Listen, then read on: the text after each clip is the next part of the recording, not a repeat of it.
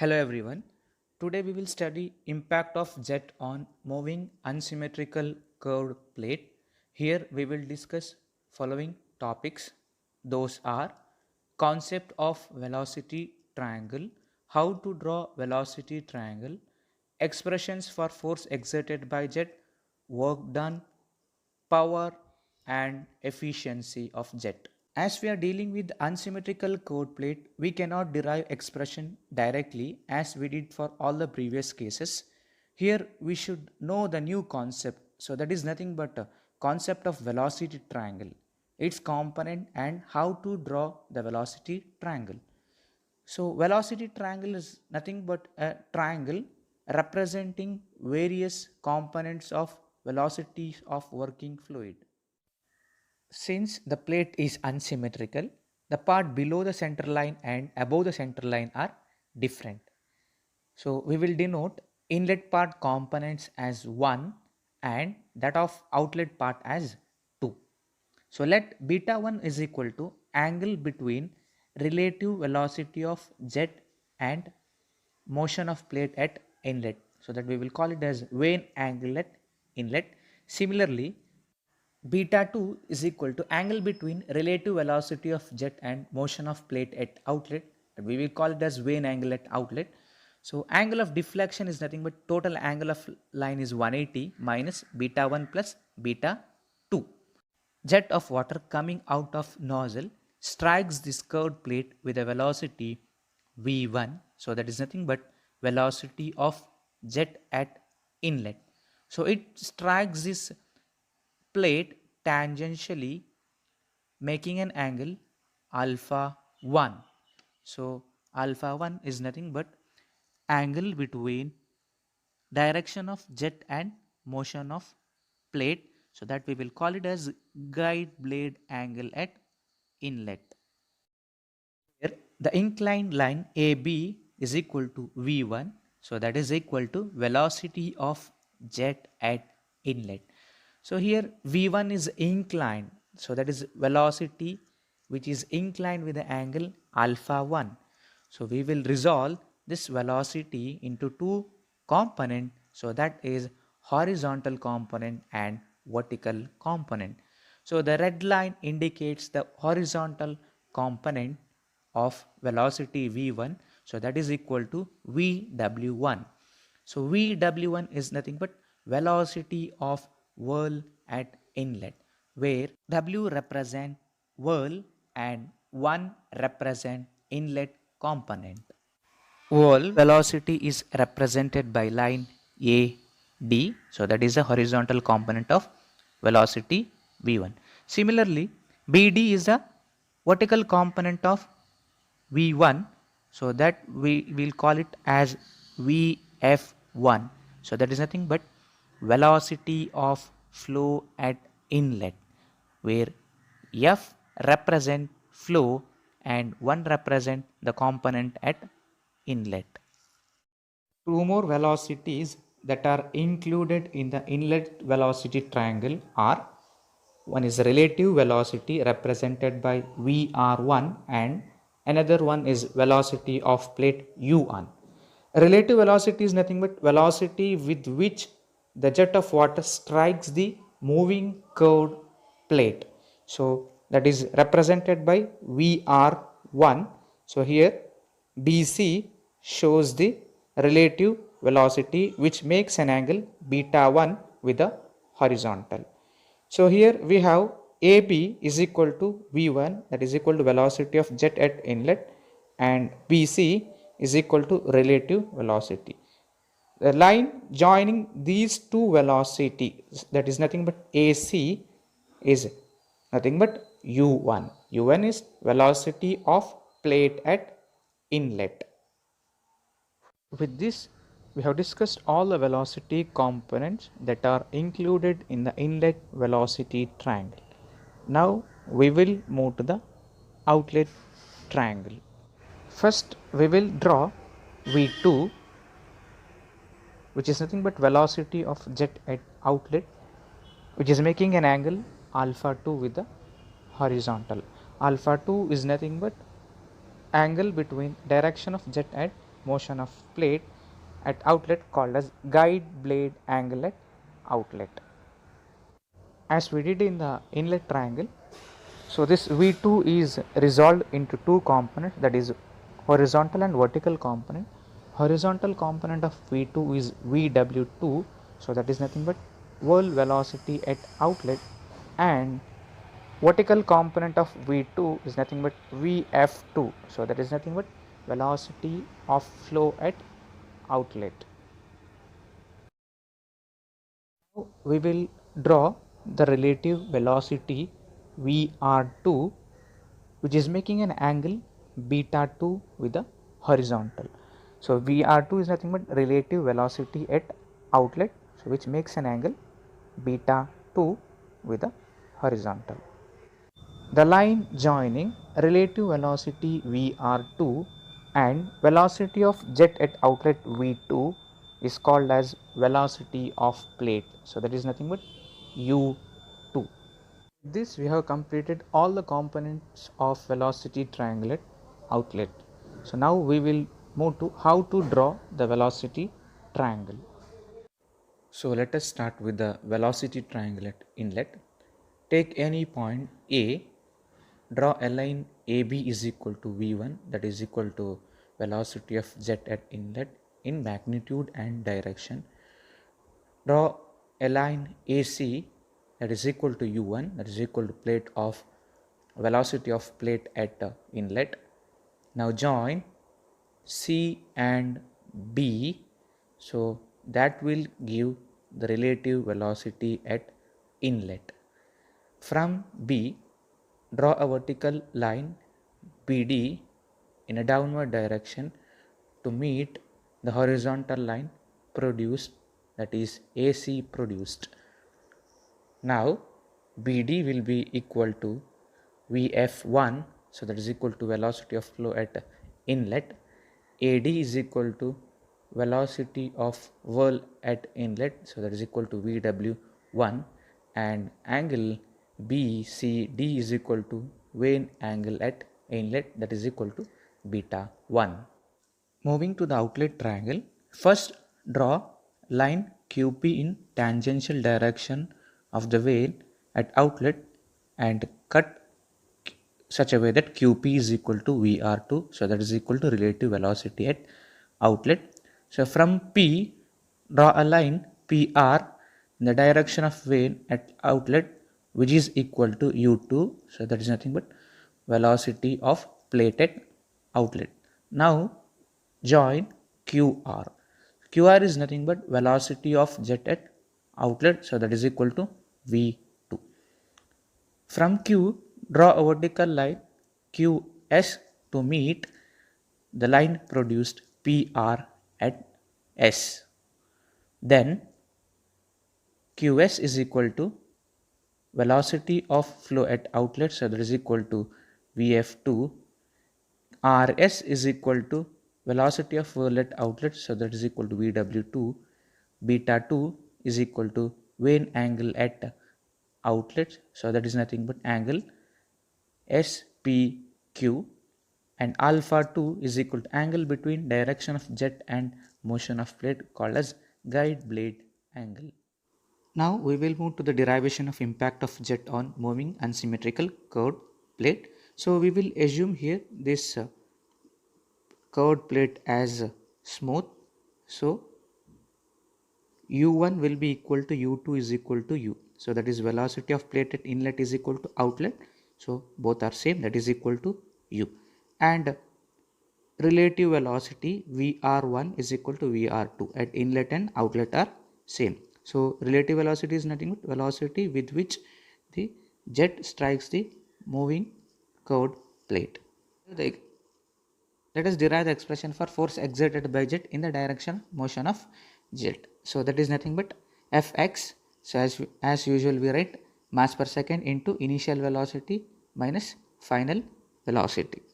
So here initial velocity is nothing but so mass per second we can write it as rho into a into velocity. Rho into a is velocity is nothing but relative velocity Vr1.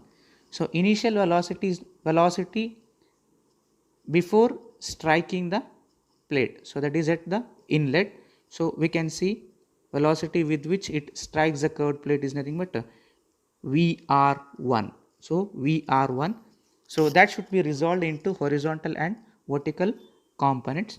So this is now VR1 making an angle here beta 1. So this can be resolved as VR1 cos beta 1 and VR1 sin beta 1. So that we can write it as now initial velocity in the direction of motion of jet as VR1 cos beta 1 minus what is the final velocity similarly in the outlet triangle. So you can see here VR2, this is making an angle beta 2. So if we resolve this into the component, so we will get it as, so this is beta 2 VR2. So now this will be VR2 cos phi, VR2 cos beta 1. So you can see the direction is towards the opposite side. So we can write it as, so direction is opposite. So that will be minus. So minus is already here. So once again we should write it as minus VR2 cos beta 2. So if you solve it, rho into A into VR1. So what is VR1 cos beta 1? So you can see here, this part is VR1 cos beta 1.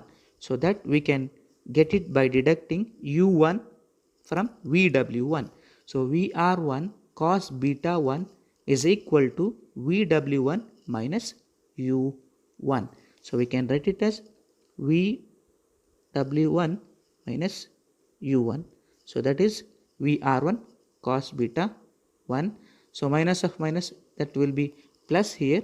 So similarly, let us see what is VR2 cos beta 2. So VR2 cos beta 2 is nothing but from here till here. So that is U2 plus VW2. U2 plus VW2. So what we have assumed is U1 is equal to U2 is equal to U. So both are same, we can cancel it. So we'll get equation rho into A into VR1 into VW1 plus VW2. So this will be the equation what we will get. So let us name it as equation number 1. So this equation is true only when alpha 2 is a acute angle. So we will go with the different cases. So first one is when alpha 2 is acute angle. So that is nothing but you can see how alpha 2 is less than 90 degree. So in this case we will get equation rho into A into VR1 into VW1 plus VW2. So second case when alpha 2 is right angle. So you can see alpha 2 is equal to 90 degree. So when alpha 2 becomes 90 degree, you can see this will be shifted from here to here. So this VW2 will be equal to 0 and V2 will be equal to VF2. So that is what I have written, V2 is equal to VF2 and VW2 will be equal to 0 since it is shifted from here to here. So this will be equal to 0. So what we can write in the equation is Fx is equal to rho into A into VR1 into VW1 will be there, but VW2 is equal to 0. So we can write it as rho into A into VR1 into VW1. So this is the equation when alpha 2 is 90 degree. Similarly, when alpha 2 is equal to obtuse angle nothing but greater than 90 degree. So what happens is V2 line shift from here to here. So this will be U2, and from Vf2 to V2 is always Vw2.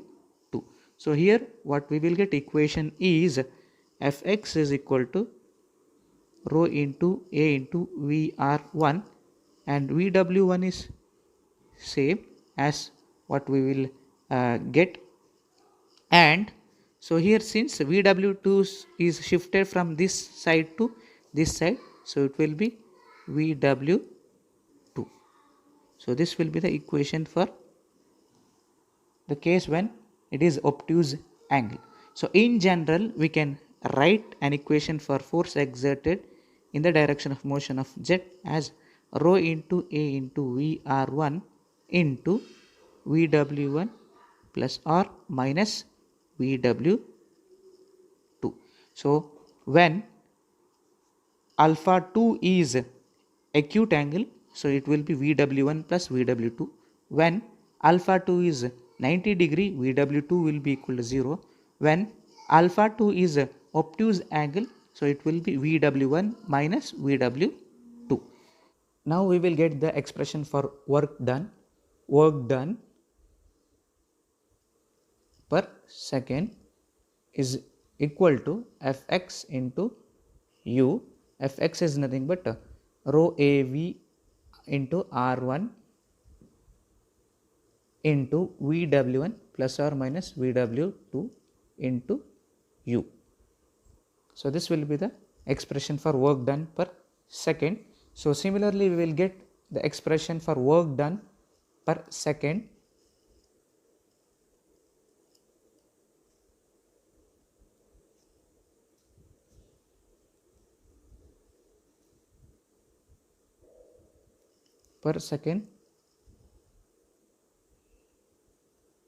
per unit weight of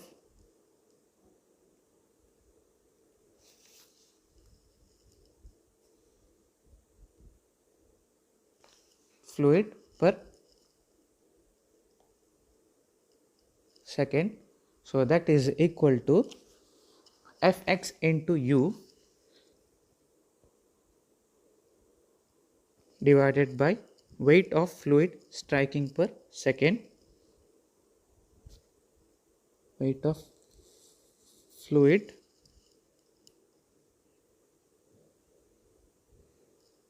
striking per second. So Fx is nothing but rho into A into Vr1 into Vw1 plus or minus Vw2 into U divided by weight of fluid striking per second is nothing but rho into A into Vr1. For the weight, you should multiply by the G. So here this and this get cancelled. What is left is Vw1 plus or minus Vw2 into U divided by G. So this is the expression for work done per second per unit weight of fluid striking per second. So this is the second thing, and we will move to the one more. So that is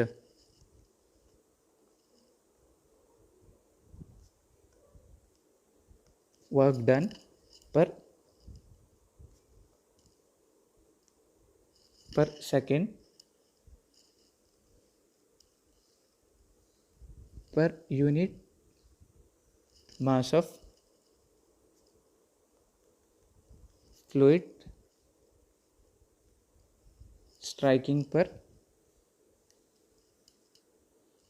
second. So that we can write it as Fx into U divided by unit mass per second. So Fx we can write it as rho into Vr1 into Vw1 plus or minus Vw2 into U. So what is unit mass per second? So that is nothing but rho into A into Vr1. So this and this get cancelled. So we will get expression Vw1 plus or minus Vw2 into U. So what will be the power? Power is nothing but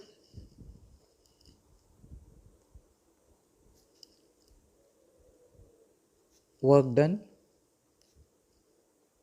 per second divided by 1000, we will get the power.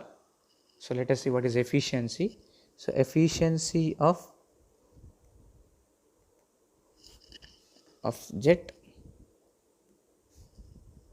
so that is equal to eta is equal to output of jet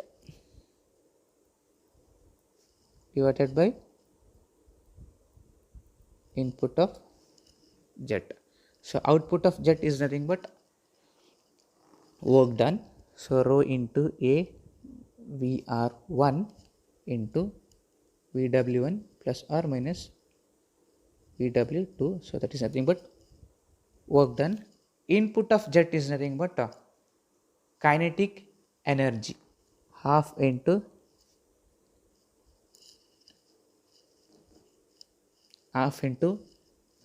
rho into V1 into velocity square, so that is equal to V1 square. So we will get rho into A into VR1 into VW1 plus or minus VW2 into U divided by half into rho into A V1 Q. So here we should substitute V1, not VR1.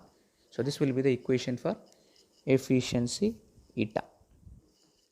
Thank you for listening.